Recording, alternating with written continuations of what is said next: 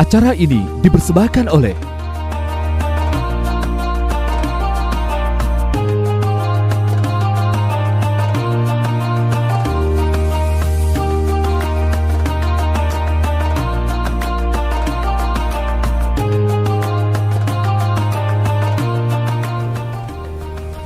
Assalamualaikum warahmatullahi wabarakatuh. Alhamdulillahirrabbilalamin. Assalatu wassalamu ala sayyidina Muhammadin wa ala alihi wa ashabihi ajmain, amma ba'd. Para pemirsa yang budiman di mana saja berada, kali ini kami menyampaikan Mutiara Ramadan bekerjasama dengan PT KAI Madiun, Daup 7 Madiun. Mudah-mudahan para pemirsa diberikan kesehatan lahir dan batin, sehingga Allah Subhanahu wa Ta'ala bulan Ramadan ini selalu memberikan ridho kepada kita. Amin ya rabbal alamin. Saudara para pemirsa, Kanjeng Nabi dawuh, al insanu makhalul khata' wa nisyan. Manusia itu tempat salah dan lupa. Kesalahan manusia itu kadang-kadang disengaja, kadang-kadang tidak disengaja.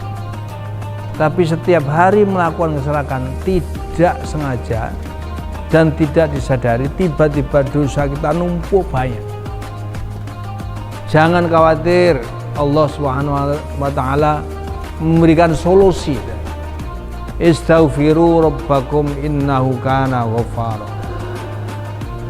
Istighfarlah ya, kepada Tuhanmu, sesungguhnya Allah Subhanahu wa Ta'ala Maha Pengampun. Saudara, Kanjeng Nabi ini mempunyai sifat maksum, diproteksi oleh Allah untuk tidak melakukan perbuatan yang tidak baik, diproteksi oleh Allah tidak melakukan kesalahan. Walaupun demikian, tiap hari membaca astaghfirullahaladzim, membaca istighfar tidak kurang dari 70 kali. Orang yang maksum, orang yang paling top di dunia, orang yang paling nomor satu di dunia, masih membaca istighfar tidak kurang dari 70 kali. Apalagi kita tidak mempunyai sifat maksum, tidak dijaga oleh Allah, sewaktu-waktu bisa berbuat salah dan lupa, maka istighfar kita mestinya lebih dari 70 kali. Pagi misalnya 100 kali, sore 100 kali, sudah bagus. Syukur-syukur lebih dari 100 kali, pagi, sore lebih dari 100 kali. Setiap hari baca astagfirullahaladzim. Insya Allah dosa kita akan dilebur oleh Allah Subhanahu wa Ta'ala. Walaupun kita punya kesalahan, kalau kita ada keinginan taubat dan istighfar kepada Allah, maka semuanya akan diampuni Allah Subhanahu wa Ta'ala. Para pemirsa yang kami hormati dan kami dicintai oleh Allah Subhanahu wa Ta'ala, sebesar apa dosa manusia, maka kalau mau bertobat pada Allah, dosa akan diampuni oleh Allah SWT. Walaupun ketika muda jadi preman, walaupun ketika muda beling, walaupun ketika muda nakal, semakin tua bertobat, semakin tua bertobat, dekat kepada Allah, rajin ke masjid, rajin melaksanakan ibadah, bertobat kepada Allah, sesungguhnya taubatan nasuha, insya Allah diampuni Allah SWT. Syarat tobat itu ada 3. Kalau dosa kepada Allah, hakullah, kesalahan itu hakullah antara manusia dengan Allah, syaratnya 3. Yang pertama adalah berhenti dari perbuatan maksiat. Yang kedua, menyesali perbuatan maksiat. Yang ketiga, tidak kembali kepada perbuatan maksiat.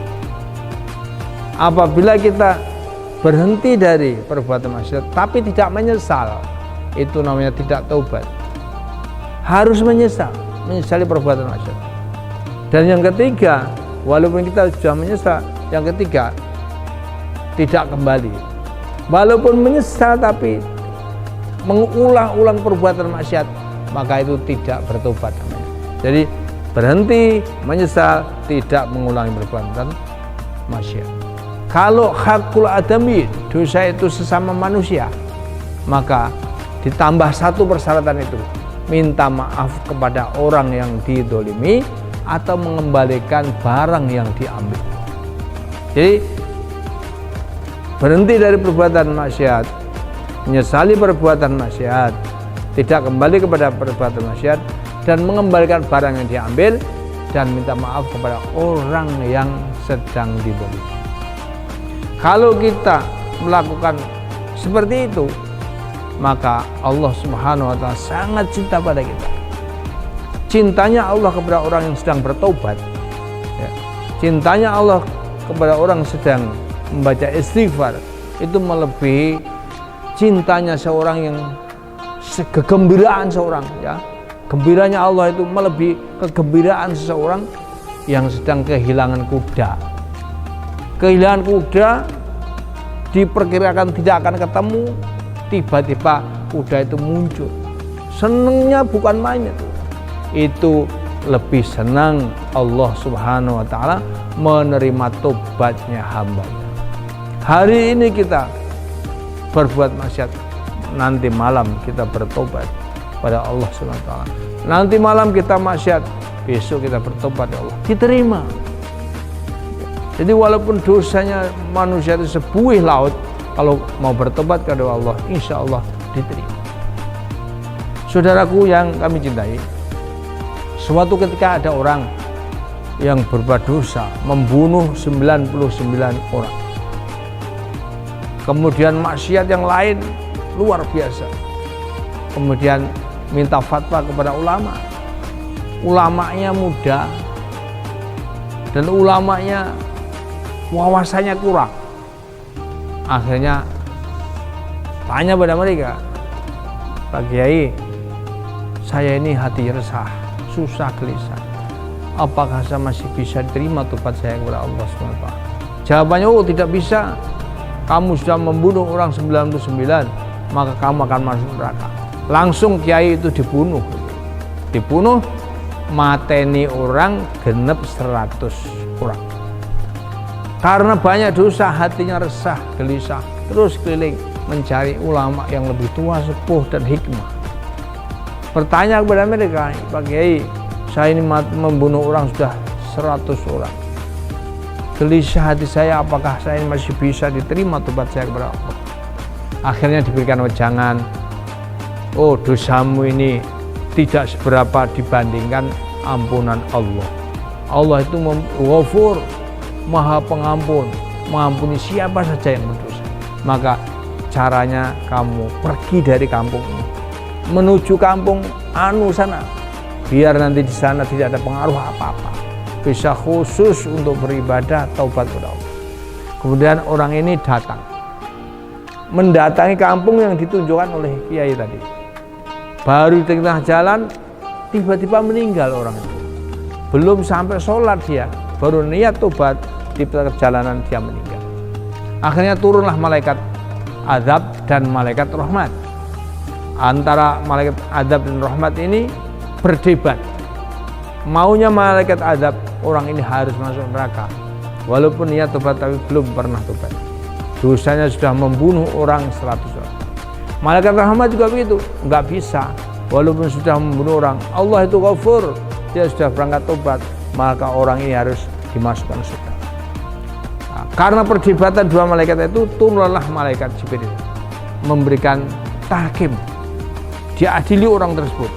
Setelah diukur perjalanan menuju kampung dan perjalanan kampung yang ditinggal diukur lebih dekat menuju kampung selisih 1 jengkal. Jadi selisih 1 jengkal saja setelah diukur, keputusan malaikat Jibril bahwa orang ini dimasukkan ke surganya Allah. Karena Allah Ghafurur Rahim dan orang ini sudah berangkat taubat. Ini mudah-mudahan sedikit tentang pertaubatan ini bisa dipahami bersama kita semua di dunia bersama. di akhirat masuk surganya Allah Subhanahu wa taala bersama-sama.